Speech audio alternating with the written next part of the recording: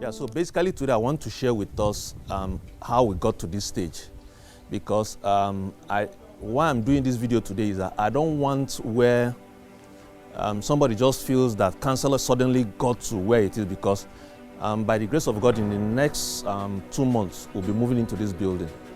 But I want within the next 2 months for us to actually understand how we got here, because it's not like it's a sudden magic. And it's part of the things we are trying to teach the people we are working with. In 2016, as at January of 2016, in fact, I was asking God, was he really sure this is what he called me to do? Because I had looked at what I had. I don't think I had a solid 50,000 naira. I could say this is what I had together. But I needed to understand what are the things that somebody could start to do, because where we miss it in business and in life is that, you believe God for something and somehow that thing is not manifesting. Because like I shared with us, when my distribution business failed in 2019, I needed to understand why businesses failed. So I took between 2019 to 2015 to study business failure, and at a stage I felt that I had understood what it took for businesses to turn around. And I found out that there are breakthrough secrets to any business breakthrough. Any business that wants to turn around, there are certain things you must know and grasp the principles. And those are some of the principles I want to share with us, because between 2016, where I didn't have up to 50,000 I could call my own, to today is what, 2019.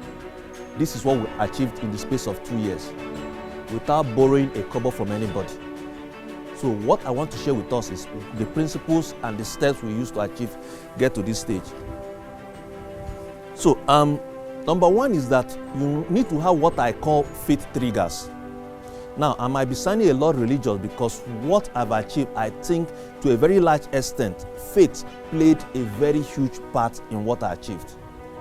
Now, the first faith trigger I had was I listened to a man called Mensa Otabil.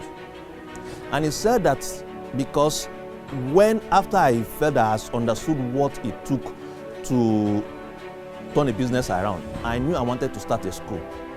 And I listened to Mensa Otabil, and he said that when he wanted to start his own university, that he didn't go to start from nursery primary, he went straight to a university. And when I heard that, despite the fact that I didn't have anything, I believed that anybody could actually start a university starting from nowhere. And that was how the seed of starting Kanselor University was born. And I said by meditating upon it, that every day I was saying, if Mensa Otabil can start his own from nothing, I too can actually start my own from nothing. And which is why it's very important for you to have a point of reference. Because like in the world, initially medical scientists said that a human being cannot run 1 mile under a minute and under 3 minutes. And people just assume that because the way the human body is, nobody could do it. Until one man called Roger Bannister came, and he ran a mile in 2 minutes and 59 seconds. This is what, until that 1953, nobody had ever done. But the first month he did it, within the next 6 months, more than 1,000 people did it. And as at today, even secondary school people now are running 1 mile in less than 3 minutes, because somebody had actually done it. Where a lot of us are missing is that you don't have somebody who you are using as example, that if this person has done it, I can actually do it. I had an example that Mensa Otabil has actually done this thing. And if he started from where he started in life and could achieve it, I knew that I already had a yardstick. So you need to have the first faith trigger. Number two is imitate a practical life example. You need to have somebody who you are imitating. And one of the best things that happened to us while we got here was that I was listening to a man called Jesse Duplantis. And he was saying that when one day he was driving his Toyota Corolla car, and he didn't have enough money to fuel the car. And he was just starting out as a preacher then, and he saw an aeroplane, and God was saying that one day he would buy an aeroplane. And when he shared it to people, people started to laugh at him. But the more he started to talk about what he believed in, and when I saw what he achieved, I told myself, if faith can help this guy achieve this thing, I think we too can achieve this. And which was when I now started up and I said, okay, the first thing is, let's even see if this faith thing can work. And that time, Mr. Amaka was teaching somewhere at just along Badagry. I said, let's even see if we can get a property. We didn't have any money, but I started to search for a property. And I was going around. The first day we drove into this place, I told myself that this, wherever I set my foot on, that this is the right place. And we started to drive around. As we were driving around, and we saw the building that we had there. Without any money, we started to negotiate for building. And when we got to the place we currently are, I knew that was the place that we needed to start from. And we started to rally around for money. And within a space of about, it took us about 3 months to pay for that place. Because once your mind is committed to achieving something, your body tends to align to achieving that thing you set your mind to achieve. But the most important thing is that you must have somebody who is constantly saying, I've achieved this, and you have somebody who say, I want to be like this person. There's nothing as powerful as having somebody who has achieved what you want to achieve. A lot of times people want to start something, but they don't have anybody they are holding on to, that this person has actually done this thing. So if he has done it, me too can actually do the same thing that I have done.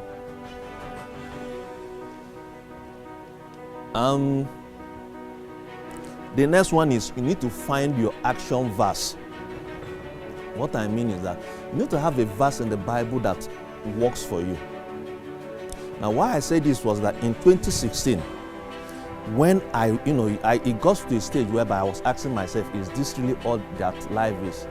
And one day I was listening to Mark Hankins as he was speaking at the Believers Conference that they normally have, and he mentioned something, and somehow what he said in Romans 8:11 just struck me. Because he said that if the spirit of he who raised Jesus from the dead dwells in us, and what hit me then was that this spirit dwells in me. And what he told me was that it's more like the president of America dwells in you and gives you the authority to use his seal. So I now held out this thing, and since that 2016 to date, that is the one verse I've been using. Now let me tell you how powerful this thing, there sometimes will be, a lot of times, people tend to see the word of God as more of theory, but I see it as a practical tool. Let me give you an instance how this verse works.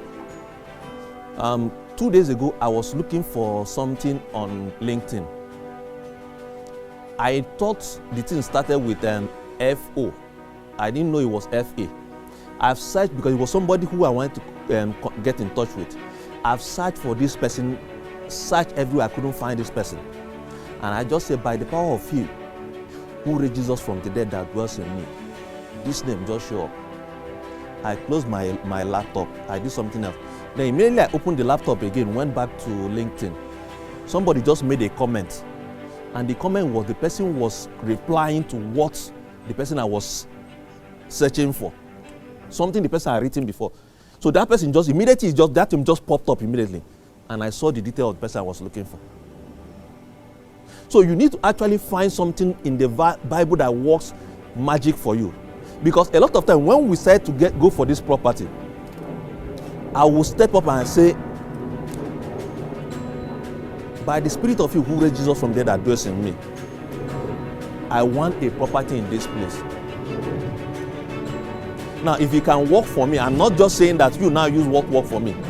You must find what works for you. Because running with what works for me wouldn't actually help you. You must find the one that is actually, and it's more like sometimes, if you are reading the Bible, you tend to see as if something suddenly jumps out to you. And it's those ones that jumps out to you that you must actually learn to hold and run with them. And I also want to share how we got the Sienna, because a lot of times, if you are believing God for something huge and you've not tested your faith in something small, it will be very difficult for you to achieve the big one. So when we were believing God for, then we didn't have money or enough money, and we wanted to get a car, and we just wanted a Sienna. So we just started to describe the kind of Sienna we wanted, the kind of car we wanted. And a lot of time when we see Mr. Amaka describe the color, we see a red Sienna pass, you say, okay, this is the kind we wanted. So we're always talking about it, and I always had listened to Jesse Duplantis and his reference to how we achieve things. And one day, when we kept repeating this thing, one day I stepped out of the gate, and our current Sienna was parked right opposite. There was no number in it. I asked the people who owns that particular vehicle. They said that is a woman down the road. I traced her house. I went to her. I said, "Madam, are you the one selling the car?" She said, "Yes." I said, "We are interested to buy it."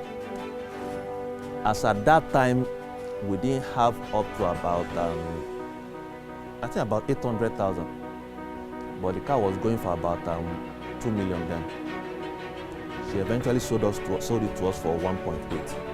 But the point is, you also need to understand the law of attraction.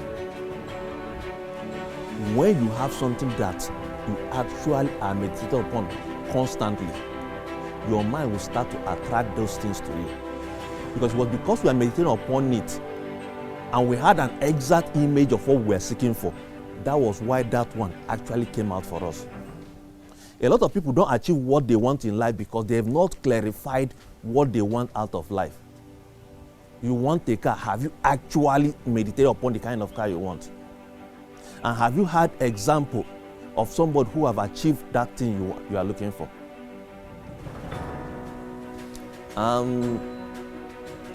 So the next thing I want to talk about is find your blessings trigger. And this is the part I want us to listen to. If you don't get anything, get things clearly for this part. When I wanted, in 2016, when I wanted to start Kanselor, then, on a particular day, one evening I was just so frustrated and tired. In fact, it was more like, man, I'm just tired of all this. And suddenly that evening, NEPA took light.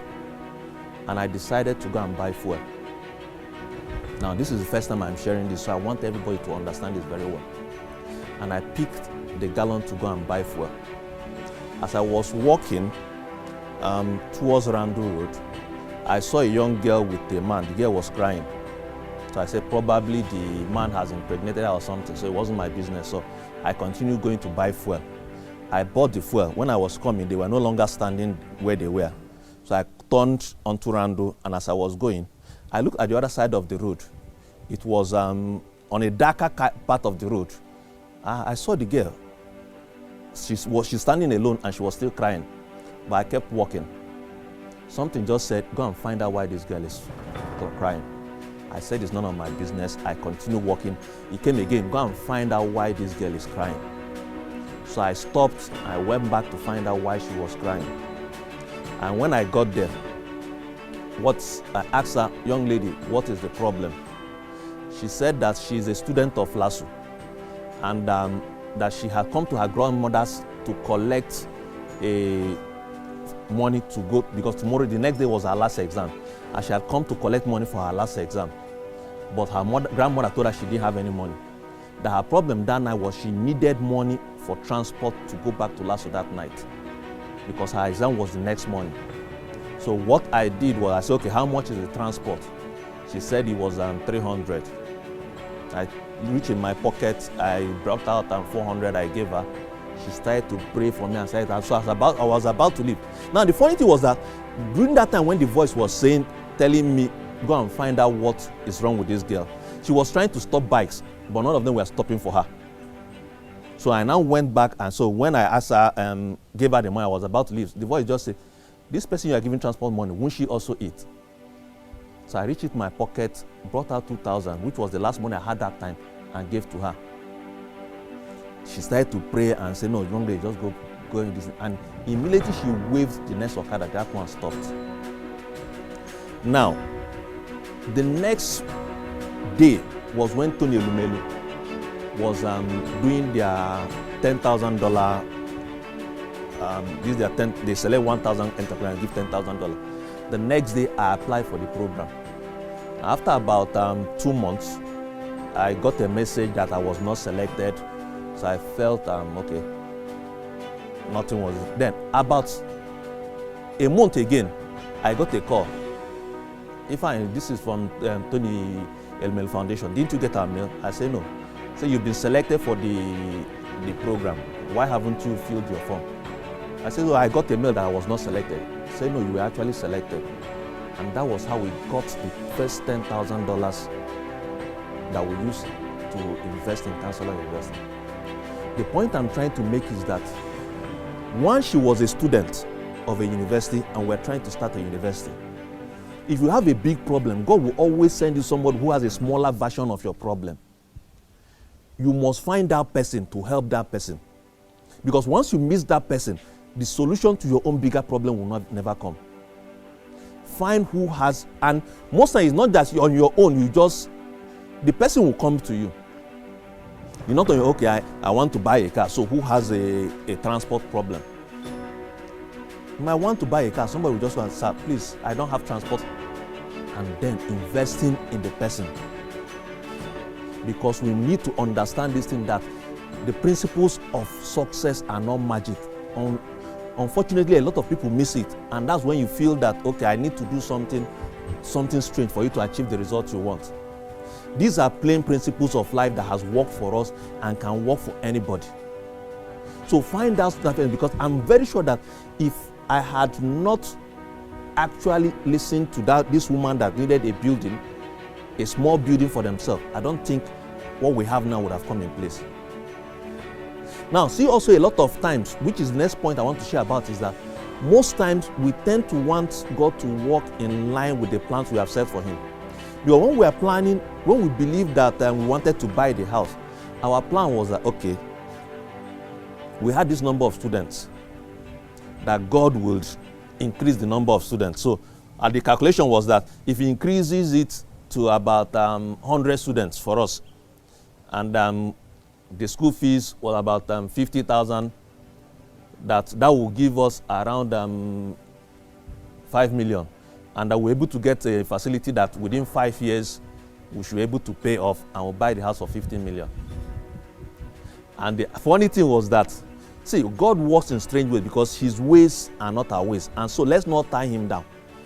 The funny thing was that instead of our student population then to start to increase, it started to go down. But what happened? While the student population was going down, this building came into place. We were planning to borrow to do it, but as at now, we've not borrowed money from anybody to get it to this stage. So what I'm saying is that there are principles that work and can work for anybody.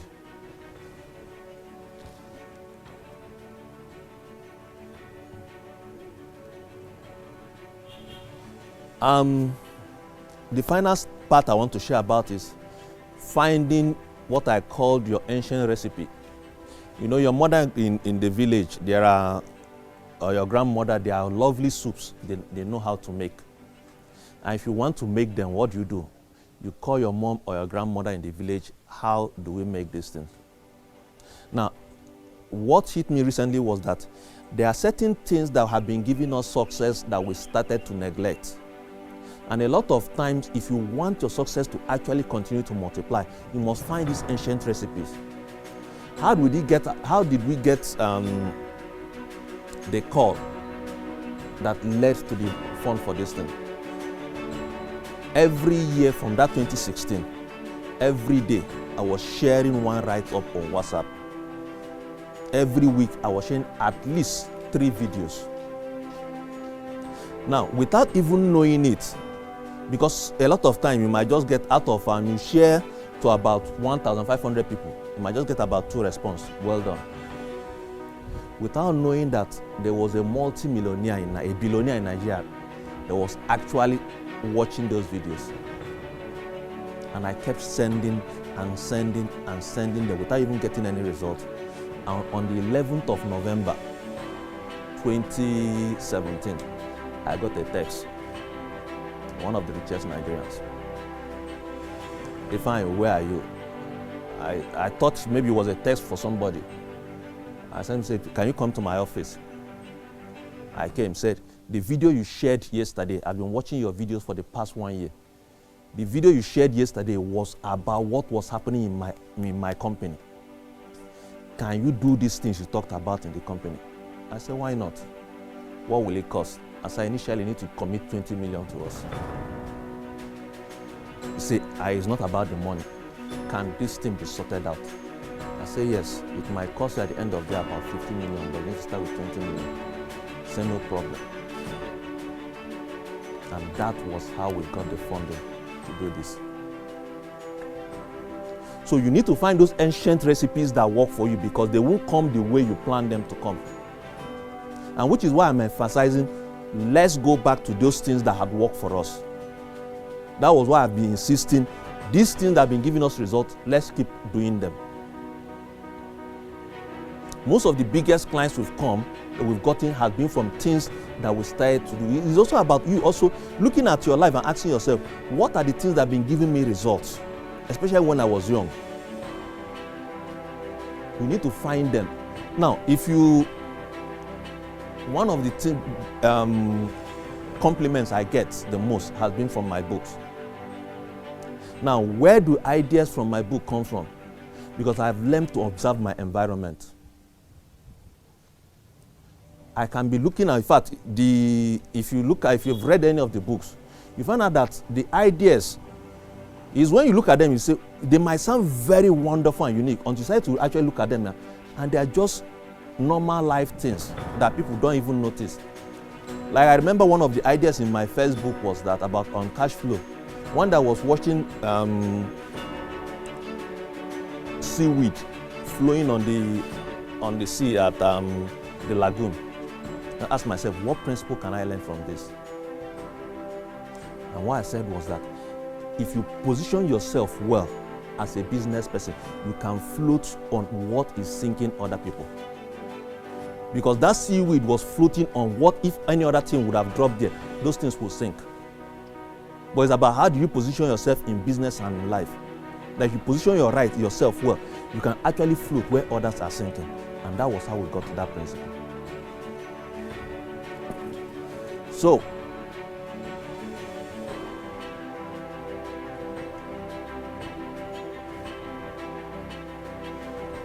and finally, I want to share one key element that is important. I want all of us to get. And it happened when I was still in secondary school. In the secondary school I attended, the pass mark then was 55. If you had 54, you failed. And you failed 3 subjects to repeat the year. And most times, test takes about 30 marks. So an exam is about, the test takes about 60%. So by the test, if you will know whether you have failed or not. So there was a particular, I had gotten about, for the 3 tests that had gone, I was getting about 12 marks out of 20. And the next test I knew I needed to do very, very well because it's very important to me. And it was about writing essay. So I wrote the essay, and what I did was I asked myself, who are my classmates that were the best in English? And I wrote the essay and I was going to them. Please read this thing and tell me what to do. He said, okay, if I make this correction, I said, thank you. I go to the next person again. After making the correction, what do you think I need to do? And they were making this correction because I knew in the next test, I needed to get at least 6 marks for me to know that at least I'm safe. At the end of the day, when I submitted the lesson, what did I get? 8 marks. I was the highest in that particular test. And what that has taught me in life, which is one of the principles I've been running about, learn to ask questions. Don't assume that you are the best. See for those, ask please. So, I believe that what I've shared has actually taught us 1 or 2 lessons on how to grow business so that when we are going ahead, we can know that anything is possible for anybody. And also that the principles that we're teaching the people we work with are principles that can actually work and be implemented. So thank you, and let's go back to the office.